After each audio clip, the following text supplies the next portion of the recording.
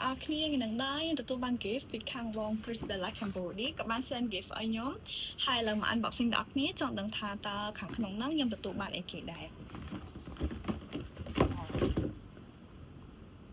អ្នកអរគ្នា just only packaging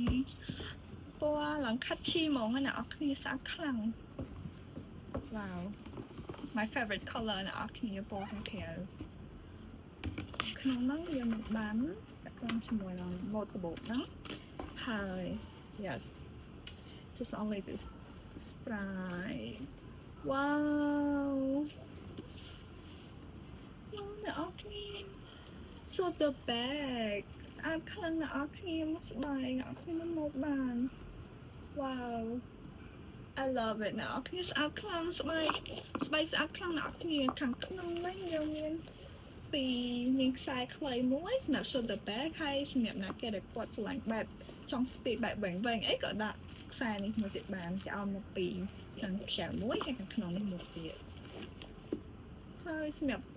ណ៌នេះសម្រាប់ខ្ញុំគឺស្អាតខ្លាំងអ្នកនរគ្នាអត់ត្រូវម៉ូតកៅអៅទេពណ៌នេះហ៎អានេះពាក់ចូលកម្មវិធីក៏បានទៅដើរលេងក៏បានស្អាតខ្លាំងអ្នកនរគ្នា wow I really love it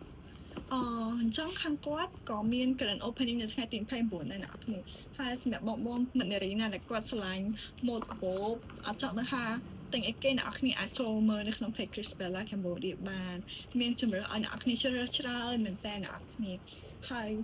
កាបូបគាត់ចេញមកមួយគឺបែប elegant ហ្មងអ្នកនរគ្នាស្អាតខ្លាំងចឹងវីដេអូរបស់ខ្ញុំមានតែប៉ុណ្្នឹងទេហើយខ្ញុំក៏អរគុណខាងបង Chris Bella Cambodia ដែលបាន send gift ខ្ញុំអរគុណ bye bye អ្នកនរគ្នា